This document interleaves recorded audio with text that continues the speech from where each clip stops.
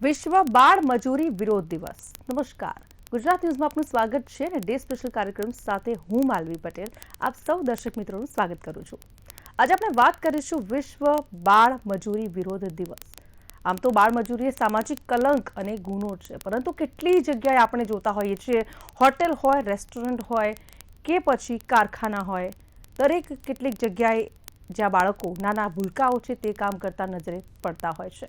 ખાસ કરીને જો વાત કરીએ આજની ખાસ ચર્ચામાં આગળ વધીએ તે પહેલાં વાત કરીશું, મારો એક નાનકડો પ્રશ્ન આપ સૌને છે કે આપણી જે સવારની શરૂઆત છે તે ચા કોફી સાથે થતી હશે, ક્યાંક કહેવાય ને કે દિવસની શરૂઆત સારી થતી હોય છે, ચા નાસ્તો અને કદાચ જો શાળાએ જવાની ઉંમર હશે તો શાળાએ પણ બાળકો જતા હશે, રમતા હશે, પરંતુ ક્યાંક આ દુનિયામાં એવા કેટલાય બાળકો છે જેમના સવારની શરૂઆત રમકડા કે પુસ્તકોથી નથી થતી, પરંતુ કારખાનાથી થાય છે, ધૂળ માટીથી થાય છે અને સાથે જો વધારામાં કહું તો પેટ ભરવાના સંઘર્ષથી થતી હોય છે. દર વર્ષે એટલા જ માટે 12 જૂને વિશ્વ બાળ મજૂરી વિરોધ દિવસની ઉજવણી કરવામાં આવતી હોય છે, જેથી કરીને લોકોને જાગૃત કરવામાં આવે, ખાસ કરીને માસુમિયત બચાવવામાં આવે. કારણ કે એવા કેટલાય માસૂમો છે જે ભણવાની ઉંમરે, રમવાની ઉંમરે બાળ મજૂરી કરતા જોવા મળતા હોય છે. ગુજરાતભરની જો વાત કરીએ, ગુજરાતભરમાં 3 વર્ષમાં માત્ર 400 બાળ મજૂરો જ મુક્ત થયા છે. આ વાસ્તવિકતા છે આપણા ગુજરાતની, કે જે રીતે આંકડાઓ સામે આવ્યા છે, માત્ર 400 બાળકો જ મુક્ત થયા છે.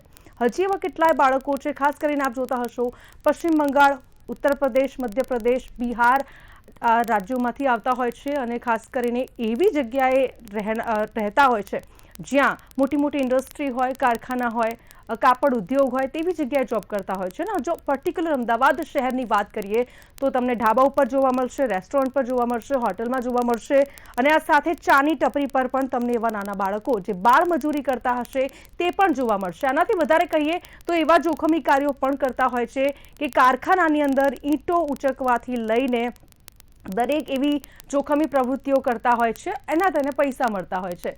ખાસ કરીને પેટ ભરવા માટે આ સંઘર્ષ થતું હોય છે. તો આ તમામ વિષય ઉપર આજે વાત કરવી છે અને આપણી સાથે ડે સ્પેશિયલ કાર્યક્રમમાં ગેસ્ટ તરીકે જોડાયા છે મીના જાદવ, જેઓ મજૂર અધિકાર મંચ કર્મશીલમાંથી છે. મીનાબેન, સ્વાગત છે આપનું ડે સ્પેશિયલ કાર્યક્રમમાં. જી નમસ્તે અને જિંદાબાદ. સાથે અન્ય ગેસ્ટ પણ જોડાયા છે રુઝાન ખંભાતા, જેઓ સોશિયલ એક્ટિવિસ્ટ છે. રુઝાનબેન, આપનું પણ સ્વાગત છે ડે સ્પેશિયલ કાર્યક્રમમાં. જી નમસ્તે. સૌથી પહેલા મીનાબેન, મારો સવાલ આપને છે. આજે જી પણ આ દિવસ આપણે મનાવી રહ્યા છે, વિશ્વ બાળ મજૂરી વિરોધ દિવસ. અત્યારે 21મી સદીની અંદર આપણે જે કહેવાય ને કે બાળકોનું ભવિષ્ય ઉજ્જવળ હોવું જોઈએ, કારણ કે અત્યારે એજ્યુકેશનનું એટલું બધું મહત્વ છે આપ જુઓ. પરંતુ હવે જ્યારે ગ્રાઉન્ડ લેવલની વાત કરીએ, ગ્રાઉન્ડ લેવલના અનુભવ મુજબ બાળ મજૂરીની વર્તમાન સ્થિતિ કેવી છે? કારણ કે આપ તો ગ્રાઉન્ડ લેવલે જાઓ છો તો આપને ખ્યાલ હશે કે સ્લમ વિસ્તારની અંદર બાળકોની શું પરિસ્થિતિ. જી મેડમ, અમે જે કામ કરીએ છીએ એ ખાસ કરીને આપશ્રીએ જે વાત કહી એ પ્રમાણે કે જે વિઝિબલ છે, જે આપણને દેખાઈ રહ્યું છે, ચાની ટપરી આપણને દેખાય છે, હોટલ આપણને દેખાય છે, આપણને રેલવેના પ્લેટફોર્મ ઉપર અથવા તો એ પ્રકારના કામ કરતા બાળકો દેખાય છે. પણ જે અનવિઝિબલ છે, જેમ કે ઈટોના ભઠ્ઠામાં છે, શેરેડી કાપણીમાં મજૂરો કામ કરી રહ્યા છે, જે અસંગઠિત ક્ષેત્રના મજૂરો છે, જે કડિયાકામ કરતા મજૂર, કડિયાકામ કરવામાં જે મજૂરો કામ કરી રહ્યા છે અને જીનિંગમાં જે મજૂરો કામ કરી રહ્યા છે, તો ખેત મજૂરોમાં જે મજૂરો છે, તો આ ક્ષેત્રમાં જે મજૂરો છે એ મજૂરોની સાથે, મતલબ એ મજૂરો જે જગ્યાએ રહી રહ્યા છે તે, અને કડિયાકામ કરવા માટે ખાસ કરીને ગુજરાતની જે પૂર્વીય પટ્ટી છે, જેમાં દાહોદ જિલ્લો, મહીસાગર, પંચમહાલ અને મધ્યપ્રદેશનો બડવાની અને અલીરાજપુર જિલ્લો, રાજસ્થાનમાંથી ડુંગરપુર અને બાંસવાડા જિલ્લો, તો આ બધા જિલ્લાઓમાંથી જે મજૂરો આવે છે, ખાસ કરીને અમદાવાદની અંદર કાં તો સરકારી પ્લોટ હોય, કોઈની માલિકીની જમીન છે કે રેલવેની પટરીઓ છે, એની આસપાસમાં આ લોકો રહેતા હોય છે. અને આ માઇગ્રેશન છે, મેં જે ક્ષેત્ર કયા એ બધા જ પોતાના પરિવાર સાથે માઇગ્રેશન કરે છે. એટલે એક પરિવારની અંદર 2 કે 3 બાળકો કે જે નાના બાળકોને રમાડવા માટે અથવા તો જમવાનું બનાવવા માટે એના ઘરમાં કે સાઈડ ઉપર આ લોકો જતા હોય છે. અને ભઠ્ઠાઓમાં પણ આ જ પ્રકારની પરિસ્થિતિ જોવા મળે છે. જી રૂઝાનબેન, હાલના સમયમાં ગુજરાતમાં આપણે બાળ મજૂરીની સ્થિતિ કેવી છે, શું લાગી રહ્યું છે, અને ખાસ કરીને કયા ક્ષેત્રમાં બાળ મજૂરીનું પ્રમાણ સૌથી વધારે જોવા મળે છે? સૌથી અમે થોડો આઈડિયા આપી દઉં બાલ મજૂરી માટે લોકોને કે બાલ મજૂરીનો ડેફિનેશન પહેલા તો એ છે કે તમારે 14 થી 18 વર્ષના બાળકોને બિલકુલ. હેઝાર્ડસ ચીજોમાં કામ ના કરે છે, કે જેમ ભઠ્ઠાની વાત કરી, જે આપણે કે બ્રિક લિંક્સ કહીએ આપણે એને, યા પેલું સીવન પેલું કાર્પેટમાં, એ બધા ફાયર ક્રેકર જ્યાં ફટાકડા બનતા હોય એ હેઝાર્ડસ કહેવાય. એમાં તો બિલકુલ બેન છે. પણ તમે જે તમારા પપ્પાને કોઈ છે કે ફાર્મિંગ હોય, યા તમારા પપ્પાની કેટલી હોય, યા પપ્પાનો કંઈક ફેમિલીનો કંઈક સીવન ગુઠ્ઠણનું હોય, તો એમાં તમે કામ કરી શકો છો, જે હેઝાર્ડસ નથી, સેફ છે બાળકો માટે 14 થી 18 વર્ષ. 14 થી નીચા વર્ષ માટે તો બહુ ક્લિયર છે કે કશું બી કેથે બી બાળકો કામ ના કરે. એ લોકોને રાઈટ એટલે હક છે ભણવાનો, એડ્યુકેશનનો. અને ફ્રી એડ્યુકેશન કે એનું મને એટલી ક્લેરિટી નથી, પણ એડ્યુકેશનનો હક છે. કારણ કે ક્યાંક વંચાય છે ફ્રી એડ્યુકેશનનો, પણ મને કંઈ દેખાતું નથી, એટલે મે બી કદાચ નહીં બી હોય. કહેવાનો પર્પઝ એ છે કે આને એટલે હવે આપણે યુનાઇટેડ નેશન, આ ખાલી ઇન્ડિયામાં નહીં, વર્લ્ડ ઓવરમાં બાલ મજૂરી ચાલતી હતી. એટલે યુનાઇટેડ નેશન્સ એને કહેવાય એસડીજી ગોલ્સ, એટલે સસ્ટેનેબલ ડેવલપમેન્ટ ગોલ્સ કહેવાય. એટલે યુનાઇટેડ નેશન્સે ગોલ્સ આપ્યા કે ભાઈ 2025 સુધીમાં તમારે આ બધું જ બંધ કરે, બાલ મજૂરી તમારે там ઇરેડિક થઈ જવી છે, એટલે ઝીરો થઈ. જેમ પોલિયો ઇરેડિક્શન ના હોય કે પોલિયો પછી કોઈને બી નહીં, ઇરેડિક થઈ જવું છે, એવી રીતે ગોલ્સ આપ્યા છે બધા કન્ટ્રીઝમાં. અનફોર્ચ્યુનેટલી બીજા કન્ટ્રીનું તો મને નથી ખબર, પણ ઇન્ડિયાના ગોલ મીટ થયા જ નથી. અને એમાં બી બહુ મોટો તફાવત છે, કારણ કે જે બધી એનજીઓ આમાં કામ કરી રહી છે, તો એ એવું કહી રહી છે અત્યારની તારીખમાં બી કે 10 મિલિયન, 7 થી 10 મિલિયન, એટલે 70 લાખથી 1 કરોડ લોકો બાળકો હજી બી આ બાલમજૂરીમાં ટ્રેપ એટલે કે એ લોકોને અંદર નાખવામાં આવે છે. કોઈ બાળકને ગમતું ના હોય કે ભાઈ એ આવી બાલમજૂરી ફેક્ટરીમાં. આપણે થોડા દિવસ પહેલા તમને કહું તો સુરતમાં રેડ પડી હતી, અને એમાંથી કંઈક 25 યા 50 બાળકોને બચાવ્યા. અને એવી રેડ ગુજરાતના સુરતમાં પડી, પણ આવી રાજસ્થાન, મોસ્ટલી રાજસ્થાનથી પોલીસ આવી, કારણ કે ત્યાંના એનજીઓ ને ખબર પડી. એમાં એવું નથી કે બધા બાળકોને એ લોકો પેલું કહેવાય, શું કહેવાય, આપણે ટ્રાફિકિંગ કરીને લાયા હતા. એવું કહેવામાં આવે છે કે થોડા બાળકોને તો મા બાપ બી વેચી નાખ્યા, કે દે કે ભાઈ ચલો લઈ જાઓ, અમારથી પલાતું નથી, યારે એ કમાઈને લાવશે. એટલે પેલા લોકો જે દલાલો હોય તો બધી સીપલી સાપલી વાત જ કરતા હોય. અને અહીંયા બાળકોને એક્સપ્લોઇટ કરવામાં આવતા હતા, એક રૂમમાં નાખવાનું, ખાવા પીવાનું વ્યવસ્થિત નહીં, પણ ઓલ ધોઝ થિંગ્સ. એટલે પોઈન્ટ અત્યારે બેન એ કહેવાની આવે છે કે અનફોર્ચ્યુનેટલી આપણે જે મોટી મોટી ડીંગા ફૂકીએ છીએ કે આપણે પેલી અત્યારે તો 6th ઇકોનોમી થઈ ગયા છીએ ડોલરના લીધે, ના તો પહેલા 4th ઇકોનોમી હતા. તો એ 4th ઇકોનોમી, 6th ઇકોનોમીની જે આપણે મોટી મોટી વાતો કરીએ છીએ, પણ સત્ય એ છે કે આપણે આપણા પોતાના બાળકોને, આપણું દેશ બીજો બહારનો નહીં, ફોરેન હેન્ડ નહીં, આમાં સોરોસ ગેંગ ને ફલાનું ગેંગ ને ઢેકનું ગેંગ નહીં, આપણા પોતાના જ લોકો આપણા બાળકોને બાલમજૂરીમાં ધકેલે છે. પણ આપણે એની પર કામ નથી કરવા માંગતા, આપણે સોરોસ પર કામ કરીએ છીએ, એટલે સોરી નાટક કરીએ છીએ સોરોસ, પણ એને નથી. પણ આપણે આપણા બાળકોનું ધ્યાન કોઈ રાખવા માંગતું છે નહીં. દુઃખની વાત બેન અત્યારે આ છે. ભલે આપણે આઈ થિંક કેટલા કરોડ લોકોને આપણે ફ્રી, આપણે એટલે કેટલા માટે કે આપણે વર્ડ યુઝ કરશું કે કારણ કે ટેક્સના પૈસા તો તમારા મારા જ છે ને, લેટ અસ એક્સેપ્ટ. તો ગવર્મેન્ટ પૈસા આવતી નથી, ગવર્મેન્ટ તો દેવું કરે છે, ગવર્મેન્ટનું કામ તો દેવું કરવાનું છે. આપણું કામ છે મહેનત કરીને ટેક્સ આપવાની ને. તો આપણા ટેક્સના પૈસાથી આપણે અનાજ, હું ના નથી પાડતી ભાઈ આપો, બિચારાઓને કામ લાગશે, પેટ ભરાશે, અમે એને ના નથી પાડતા, પણ એ બિચારા આટલું આપણા પૈસાથી આટલું બધું ફ્રી અનાજ જાય છે, તો બી સત્ય બેન અત્યારે એ છે કે આ બાલ મજૂરી બાળકો પાસે મા બાપે મજબૂરીમાં બી કરાવવી પડે છે, કારણ કે એ લોકો પહોંચી નથી શકતા. જી ચોક્કસથી. બિલકુલ મીનાબેન, જે રીતે બાળમજૂરી વિરોધી કાયદાઓની વાત કરીએ કે કડક શબ્દો, ક્યાંક દંડની જોગવાઈઓ, અને આ સાથે કાગળ પર તો બધું જ મજબૂત દેખાય છે કે ભાઈ ના બધું બરાબર છે, પરંતુ જે આંકડા સામે આવતા હોય છે, ખરેખર આ વાત જાણીને નવાઈ લાગે કે ગુજરાતમાં 3 વર્ષમાં માત્ર 400 બાળ મજૂરો કે જેમને મુક્ત કરવામાં આવ્યા છે. ખાસ કરીને વાત કરીએ બદલાતા સમયની અંદર બાળ મજૂરીના સ્વરૂપમાં શું બદલાયું છે, કયો નવો બદલાવ આવ્યો છે?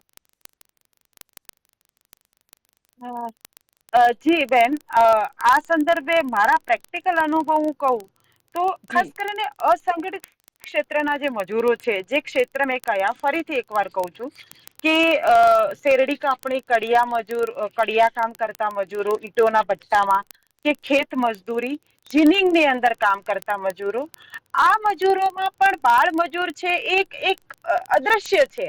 એ તો કદાચ આપણી નજરમાં એ ક્યાંય આવ્યું જ નથી.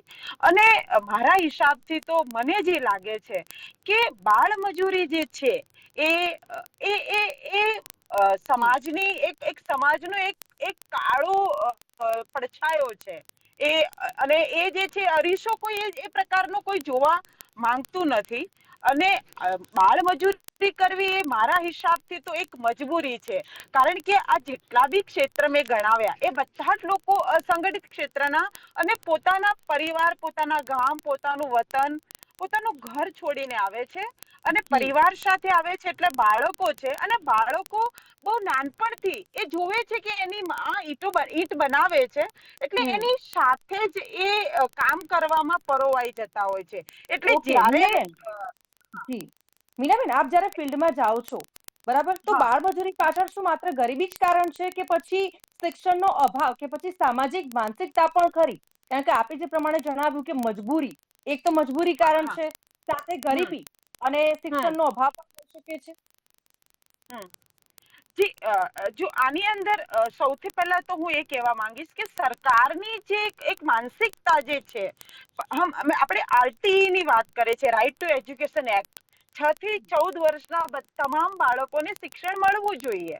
પણ હું અત્યારે જેમ કે જે વસ્તીઓમાં કામ કરીએ છીએ એ બાળકોને જ્યારે અમે સરકારની અંદર અથવા તો પ્રાથમિક શાળામાં જ્યારે દાખલ કરવા માટે જઈએ ત્યારે સરકારે એટલી બધી કોમ્પ્લિકેશન, એવી સિસ્ટમ બનાવી દીધી છે કે આ બાળક, એના મા બાપ જે ગરીબ છે એ ઈચ્છે છે કે એનું બાળક શિક્ષણમાં અથવા ભણવા માટે જાય, કાનૂને જે એને અધિકાર આપ્યો છે એ પ્રમાણે. પણ ભાઈ એને આરટીઈ માં લેવું છે તો એનું આધાર કાર્ડ લાવો, એનું મા બાપના આધાર કાર્ડ લાવો, આવકનો દાખલો લાવો, બધું ઓનલાઈન કરો. એટલે એટલી બધી કોમ્પ્લિકેશન. ને હમણાં લેટેસ્ટ જે કહું કે લેટેસ્ટ ની અંદર સરકારે જન્મ તારીખનો દાખલો ફરજિયાત, એટલે પાછું એને કઢાવવા માટે સિવિલમાં જવું, આ કરવું, એટલે બહુ કોમ્પ્લિકેશન. પહેલા તો એક સીધી રીતે એક મા બાપ છે એફિડેવિટ કરીને આપે કે મારા બાળકની ઉંમર આટલી છે અને એને ભણવું છે, પણ એ અત્યારે બહુ એને આમ ગૂંચવાડા વાળું કરી નાખ્યું છે. એટલે સરકાર જે છે એ એક આ વસ્તુને લઈને એક વિચારવું જોઈએ, અથવા તો આ સમાજની જવાબદારી છે કે સમાજ જે છે એ સંવેદનશીલતાથી આ બાબતોને જોતા જ નથી. આ બાળકોને પણ ભણવાનો અધિકાર છે. એ બિલકુલ. મને લાગે છે કે ક્યાંક એની કમી છે. અને બીજી જી, વાત જી. સૌથી વધારે એ છે, મતલબ મને જે લાગે છે કે હમ. બેને જે પ્રમાણે કહ્યું એમ રેડ પડે છે, હોટલમાં રેડ પડે છે, જ્યાં જરી કામ કરતું હોય એવામાં, કે જી. ચાંદી, સોના ચાંદીના નકશી કામ કરતા હોય ત્યાં જી, જી. રેડ પડે છે. ઈંટોના ભઠ્ઠામાં ક્યારેક ક્યારેક કહીએ તો પછી આવીને રેડ પડે છે. પણ રેડ હમ. પાડ્યા પછી શું? બિલકુલ. આપણા દેશનો જે કાયદો છે, એબોલેશન એક્ટ વાળો જે કાયદો છે, એની અંદર લઈ જઈને પછી ઓબ્ઝર્વેશન હોમમાં મૂકવામાં આવે છે અને ત્યાંથી પાછા મા બાપ કે જે તે મિકેનિઝમના આધારે છોડીને લઈ આવવામાં આવે છે. હમ. પણ એ બાળકો માટે પુનર્વસન માટે કોઈ ઠોસ અને જી. નક્કર નીતિ નથી સરકારની. તો એ જ્યાં સુધી નહીં હોય ત્યાં સુધી બાળક ત્યાંથી નીકળીને અહીંયા જ આવવાનું છે. અને મા બાપ જે છે એ જી. ઘણી વખત અમે પ્રેક્ટિકલી અનુભવ કરીએ છીએ તો બેન અમે એ પણ જોઈએ છીએ કે બાળકો સાથે દુર્ઘટનાઓ બહુ થતી હોય છે. એ હમ. જે એને કામ કરતી વખતે હેઝાર્ડ યા નોન હેઝાર્ડ, પાંચમા કે છઠ્ઠા માળે કામ કરતો 14 કે 15 વર્ષનો એક કિશોર કે કિશોરી જી. હોય, પડી જાય ત્યાંથી, એનું મૃત્યુ થાય કે અપાહિજ થઈ જાય, તો એ BOCDW અંતર્ગત બાંધકામ અને અન્ય મતલબ અન્ય શ્રમયોગી કલ્યાણ બોર્ડ જે છે એના અંતર્ગત એને કોઈ વળતર પણ મળતું નથી. જી જી બિલકુલ. રુઝાનજી, આપની પાસેથી જવાબ મેળવવો છે. જે રીતે આરટી ને લઈને વાત કરવામાં આવી છે અને ખાસ કરીને મીનાબેને ઘણી બધી વાત છે એની પર ફોકસ પણ કર્યું છે કે ભાઈ બાળકને ભણવું છે, તેના માતા પિતાને પેરેન્ટ્સને પણ ભણાવવું છે, પણ ખામી ક્યાં રહી જાય છે, કચાશ ક્યાં રહી જાય છે, તો કે ડોક્યુમેન્ટ્સ મેળવવામાં જે કોમ્પ્લિકેશન્સ વિશે મીનાબેને જણાવ્યું છે. થયું છે, હું તમને બહુ ઓનેસ્ટ વાત કરું, કારણ કે અમે જી પહેલા સરસપુરમાં કામ કરતા તો તમે બી આ બધા ડોક્યુમેન્ટ કરીને પેલું લાલ દરવાજા જઈને બધું બહુ બધી મગજમારી થાય. ઘણા લોકો હેલ્પ બી કરી દે, ત્યાંના ધારાસભ્યો લખી બી આપે, કારણ કે જાણે કે 40 રહેતા હોય તો 40 નામ તો એ લોકોનું નામ ના હોય 40માં, એટલે બધું જે બી હતું એ લોકો હેલ્પ કરે છે, એમાં ના નથી. પણ શી ઇઝ રાઈટ કે ડોક્યુમેન્ટેશનમાં બહુ વધારે ડિફિકલ્ટી થાય છે. હવે પ્રોબ્લેમ શું થયો છે બેન, એટલા માટે હું ગવર્મેન્ટને ચેક્સ એન્ડ બેલેન્સીસ કઈ બી મિસયુઝ ના થાય ને, ચેક્સ એન્ડ બેલેન્સીસ હોય, બરોબર છે કે ભાઈ અગર લેટ્સ સે કે કોઈ આરટી ના નામે, કારણ કે વચ્ચે એવું થયું હતું કે આરટી ના નામે જે દલાલો સો કોલ્ડ દલાલો હતા એ લોકો બધી જો લોકો હતા, એમાં થોડો લોકોનો બી વાંક હતો કે વ્યવસ્થિત સદ્ધર ઘરના હોય તો બી એ લોકો આરટીએ માંગી દે, એવું મને યાદ છે. અને એના બી આપણે ઘણા એવા બધા પકડ્યા છે. લોકો આપણા દેશમાં સૌથી મોટો પ્રોબ્લેમ એ છે કે સારી ચીજોને આપણે કેવી રીતે ખરાબ કરવી ને જે જેન્યુઅન લોકો એ લોકોને હેલ્પ ના થાય. કારણ કે તમે એક્ઝામ્પલ આપું કે ખ્યાતિ હોસ્પિટલની વાત લઈ લો, બિચારા લોકોને એ લોકોએ પેલું કહ્યું મા કાર્ડ કે કેવો મિસયુઝ કરી, હું ભૂલી ગઈ આયુષ્માન કાર્ડ. ગવર્મેન્ટની જી આયુષ્માન કાર્ડનો મિસયુઝ કરી અને લોકોને લગાવી દીધા ધંધે અને ખોટા દેખાડી દીધા પેપર પર ઓપરેશન. એટલે આવી રીતે મિસયુઝ બી થાય છે ને, એટલા માટે government checks and balances strong કરવા માંગે છે. મેડમની વાત સાચી છે કે હવે કેવી રીતે થાય, શું થાય, એ પ્રેક્ટિકલ વાત છે, એમાં કઈ ના નથી. એટલે અનફોર્ચ્યુનેટલી આપણે જ આપણી સિસ્ટમો બગાડીએ છીએ. આપણે એટલે એવું નથી કહેતી કે તમે ને હું, પણ જે આ દલાલ હોય, જે લોકોના પૈસા, કરપ્શન, ખ્યાતિ હોસ્પિટલની વાત કે લોકો, એટલે અનફોર્ચ્યુનેટલી બેન એના લીધે ગવર્મેન્ટ સ્ટ્રોંગ કરવા માંગે છે. પણ ગવર્મેન્ટ એ નથી કરી રહી જેને કરવું જોઈએ કે ભાઈ આ જે કરપ્શન કે ખ્યાતિ હતું તો ખ્યાતિના માલિકો તો પછી તો પકડા, આઈ થિંક કઈ એ પડી વચ્ચે આઈ થિંક કોર્ટ પડી જી કે શું હતું એક્ઝામ્પલ યાદ નથી મને, પણ એટલે પછી અલ્ટિમેટલી પછી બહુ બધા લોકો પ્રેશર કરશે ત્યારે જે થાય છે. એટલે ગવર્મેન્ટ એ કરપ્શન માટે કામ કરો ને, તમે બધાને હજી સ્ટ્રોંગ બનાવી સ્ટ્રોંગ હજી તકલીફ લાગશે, જેન્યુઅન લોકો બિચારા રહી જશે અને જે ચોર ચક્કાઓ છે એ લોકોનો ફાયદો, એ લોકોને તો આવડે છે ક્યાંકથી ફાયદો, પૈસા આપીને ફાયદો બિલકુલ. કઢાઈ લેવાનો. એટલે બેન પ્રોબ્લેમ અત્યારે આ છે. અને બીજું મારે એડ અહીંયા કરવું હતું કે let us said to things to it, કે ચલો એક તો તમારું ડિમાન્ડ એન્ડ સપ્લાય કહેવાય, પણ બીજી વાત કે હવે હું આપણા જે પેલા શું કહેવાય સમાજની વાત કરવા માંગુ છું, ફેક્ટરી ઓનરોની વાત કરવા માંગુ છું, માલિકોની, કે ભાઈ તમે માલિકો છો, તમને તમારા છોકરાને મૂકી દો ને ફેક્ટરીમાં કામ જ કરાવવું હોય બાળકને, તમારા છોકરાને મૂકી દો, તો પછી તમે બીજા બાળકોને લઈને આવો છો યા સામેવાળો આપે, કારણ કે તમારી પાસે ડિમાન્ડ છે. અગર ડિમાન્ડ જ નહીં હશે તો કોઈ સપ્લાય આવવાનો નથી તમને, તો બિલકુલ. તમે બી કોઈની મજબૂરી લેવા માંગો છો, ઉપાડવા માંગો છો, કેમ કે તમને બી લાલચ છે કે ભાઈ મારી ફેક્ટરીમાં હું સસ્તામાં કામ કરાવું. કારણ કે અલ્ટિમેટલી બાળકો પાસે કેમ બે રીઝન, એક તો સસ્તામાં કામ કરવાનું ને બીજું કોઈ યુનિયન બુનિયન ના થાય. તો મેડમને મારા કરતા વધારે ખબર હશે યુનિયનનો ત્રાસ, એના પર અત્યારે આવી યુનિયનના ત્રાસ પર મારે વાત નથી કરવી અત્યારે, પણ એ બી એક અલગ ચીજ છે આખી. તો કમિંગ બેક ટુ સસ્તામાં કામ કરાવવું છે ને એટલા માટે એ લોકોને થાય કે લાવ હું બાળકોને મૂકી દઉં. એ લોકો એ ભૂલી જતી કે આ તો એક નાના બાળકની રમવા કૂદવાની એજ છે. એનું માઇન્ડ આ એજે ડેવલપ થાય ને, આપણા દેશ માટે ને આપણું ગવર્મેન્ટ ભૂલી જશે કે આ જ બાળક આપણા દેશ માટે બોજો નહીં બને, આ બાળક આપણા બિલકુલ. દેશ માટે આગળ લઈ જશે. પણ ના, એ તો ખબર નથી પડતી, કારણ કે નેતાઓ બધા બાળકોને ફોરેન મોકલી દે છે ભણવા. હવે એ લોકોને જોઈએ અહીંયા પેલા શું કહેવાય નારાઓ લગાડવા રેલીઓમાં આવે એટલે પછી એ લોકો બી ગવર્મેન્ટ બી કે ભલે ને કરતું દેખો તો નારા ને રેલી આ જ કામ કરશે, ભણશે ગણશે તો પાછો આપણે શું કહેવાય દેશને આગળ લઈ જશે ને દેશ આગળ જશે તો અમારી કદર નહીં થાય. પ્રોબ્લેમ તો બેન અત્યારે આ બધો થઈ રહ્યો છે ને, અને એટલા માટે બેન અત્યારે આપણે મોટી વાતો કરીએ યુનાઇટેડ નેશન્સ આમ તેમ, તમે એના ગોલ્સ તો રીચ કરી નથી શકતા. પ્રોબ્લેમ બેન અત્યારે આ છે. જી રુઝાનબેન, સૌથી મોટો સવાલ એ થાય છે કે કાયદાઓ બનાવવામાં આવ્યા છે, દંડની જોગવાઈઓ છે, બધું જ છે આપણી પાસે, બરાબર, પણ યોગ્ય પાલન નથી કરાતું, એટલે ખામી ક્યાં રહી જાય છે? બેન એ તો પ્રોબ્લેમ છે ને કે તો જી. ગવર્મેન્ટ કાયદાઓ તો લેજિસ્લેટર્સ બનાવી લીધા, બરોબર છે. એ બી હવે એમાં શું થાય છે એમાં આપણે અત્યારે ના પડે, કે ઘણા કાયદાઓ ખાસ વીક કરવામાં આવે છે, મેલ્ટડાઉન કરવામાં આવે છે, તાકી શું જી. છટક બારી નીકળે, બરોબર. હવે આપણે એ વાત પતી ગયું. હવે બિલકુલ. જેટલા બી કાયદા છે, બહુ બધા કાયદા છે, પણ જેટલા બી નવા BBNS ભારતીય ન્યાય સાહિત્ય બધું જાત જાતનું છે આપણી પાસે. તો પણ પછી જે ઇમ્પ્લિમેન્ટેશન ને એક્ઝિક્યુશન આવે, જેમ કે મારી પાસે દુનિયાના બેસ્ટ આઈડિયા છે પણ હું પૂરું ઇમ્પ્લિમેન્ટ એક્ઝિક્યુટ ના કરું તો એ ફગામના નથી. સિમ્પલી કાયદા એમાં, કારણ કે એમાં મેં વર્ડ ઇસ્યુ ને કરપ્શન તો આપણે બધું જ છે, એકદમ ઢગલા કરપ્શન છે બેન. અને તે આપણે તમને મારા જેવા જ કરીએ છીએ, એટલે આપણા જેવા લોકો જ કરે છે કરપ્શન, એટલે એ બી પાછું ના કહેવાય. અને અગેન ડિમાન્ડ સપ્લાય આપનારો બી છે ને લેનારો બી છે, તો કરપ્શન તો ફરશે ફૂલશે, ભલે તમે એનું બૂમ પાડીએ પણ કરપ્શન તો ફરવાનું છે. એટલે બેન આના લીધે ઇમ્પ્લિમેન્ટ હવે ઘણી વાર જ્યુડિશિયરી બિચારી વચ્ચે આવે છે કે ભાઈ એ પોઝિટિવ કરવાની કોશિશ કરે છે ઘણી વાર, પણ અનફોર્ચ્યુનેટલી એને કોઈ 7 સેકન્ડની ઇન્વેસ્ટિગેશન જ તમારું લૂલું હોય તો ક્યાંથી તમારું, કારણ કે જ્યુડિશિયરીનું કામ શું છે કે ભાઈ જે ઇન્વેસ્ટિગેશન આપશે એની પર, એ તો કઈ જઈને ઇન્વેસ્ટિગેટ કરવા બેસવાની નથી. તો જે પેપર પર આવે એને બિચારે એના પર જ જજમેન્ટ આપવું પડે. એટલે બેન તમે અત્યારે પ્રોબ્લેમ એ છે કે વી આવરસેલ્ફ ને, પાછું એક વાત કીધો, ખાલી ઇન્ડિયામાં જ આ મોટો પ્રોબ્લેમ છે. કારણ કે તમે ફોરેન જશો, સિમ્પલ હંમેશા કહું છું કે આપણે થૂકતી પહેલા બી 2 વાર વિચારશું, કારણ કે ત્યાં કરપ્શન નથી યાર, ત્યાં બીજા લેવલ પર છે. એમાં નથી પડવું તો એવું નથી કહેતી કે કાળા તો બધે જ કાળા હોય, પણ એ અલગ લેવલ પર છે. પણ એટલીસ્ટ લોકોની ત્યાં જે રોજિંદી સિવિક લાઈફ છે, એ સિવિક સેન્સ અને સિવિક લાઈફ એ તો વ્યવસ્થિત છે ને. ઇન્ડિયા કરતા તો બેટર છે, તો એ તો કોઈ ડિનાય નહીં કરી શકે. જી ઓકે મીનાબેન, સૌથી મહત્વપૂર્ણ સવાલ એ પણ છે કે ચલો બાળકોને મુક્ત પણ કરાવી દઈએ છીએ આપણે, કે જે એમની સાથે શોષણ થઈ રહ્યું છે, જે બાળ મજૂરી કરાવવામાં આવી રહી છે, એમાંથી આપણે તેને છોડાવી દઈએ છીએ. પરંતુ કહેવાય ને કે ગરીબી આ સૌથી મહત્વપૂર્ણ વસ્તુ છે, કે ગરીબીના કારણે ફરીથી મજૂરી કરવા માટે મજબૂર થાય છે. ગરીબીમાં હોય એટલે ચોક્કસથી કામ પૈસા માટે શું કરે, તો કે કામ તો કરવું પડે, એટલે મજૂરી કરવા માટે ફરીથી એ દલદલમાં ધકેલાય છે, એમની પાસે મજૂરી કરાવવામાં આવે છે. પરંતુ હવે આ જે તેમના પરિવાર છે, તેમને આર્થિક રીતે સક્ષમ બનાવવા માટે કોઈ યોજનાઓ કરી?